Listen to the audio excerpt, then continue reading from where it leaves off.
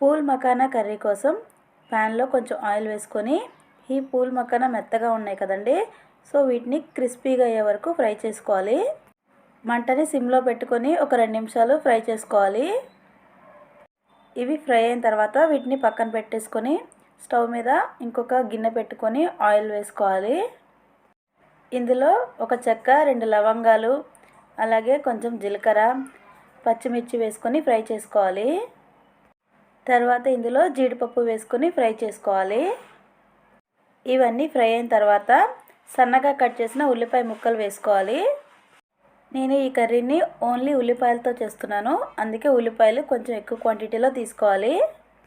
అలాగే ఇందులో రుచికి సరిపడా ఉప్పు, కొంచెం పసుపు వేసుకొని ఈ ఉల్లిపాయలు గోల్డెన్ కలర్ వచ్చే వరకు ఫ్రై చేసుకోవాలి. ఇందులో ఫ్రెష్గా తయారు చేసిన అల్లం వెల్లుల్లి పేస్ట్ వేసుకోండి. ఈ అల్లం వెల్లుల్లి పేస్ట్ పచ్చివాసన పోయే వరకు ఫ్రై చేసుకోవాలి. ఉల్లిపాయ ముక్కలన్నీ ఫ్రై అయిన తర్వాత ఇందులో 1 స్పూన్ ధనియాల పొడి, 1/2 స్పూన్ గరం మసాలా, మన స్పైసీకి తగ్గట్టు కారం వేసుకొని కలుపుకోవాలి. మంటని సిమ్లో పెట్టుకొని ఫ్రై చేసుకోవాలి. ఈ పూల్ మకానాని తామర గింజలతో చేస్తారండి. ఇవి మన హెల్త్కి చాలా మంచిది.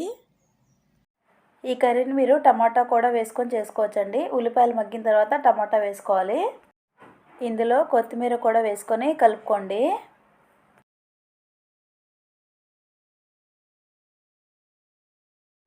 ఇప్పుడు ఇందులో మనం ముందుగా ఫ్రై చేసుకున్న ఈ పూల్ మకానాన్ని వేసుకోవాలి. చూడండి, వీటిని ఫ్రై చేసుకున్న తర్వాత క్రిస్పీగా అయ్యాయి.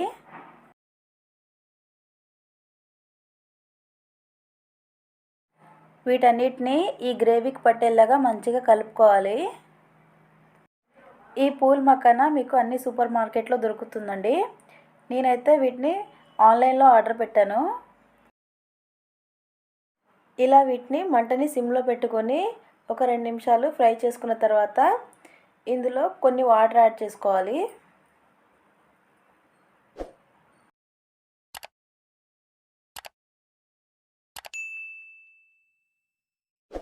సాల్ట్ ఒకసారి చెక్ చేసుకొని కొంచెం సాల్ట్, అలాగే కసూరి మెతి లేదనుకుంటే కొత్తిమీర వేసుకొని కలుపుకోవాలి. ఈ కర్రీ మీకు రైస్లోకి, చపాతీలోకి, బిర్యానీలోకి అన్నిట్లోకి చాలా బాగుంటుందండి. గ్రేవీ కొంచెం చిక్కబడ్డాక స్టవ్ ఆఫ్ చేసుకోవాలి. అంతేనండి, కర్రీ రెడీ అయింది. ఈ వీడియో మీకు నచ్చితే లైక్ చేయండి, అలాగే నా ఛానల్ని సబ్స్క్రైబ్ చేయండి. Thank you.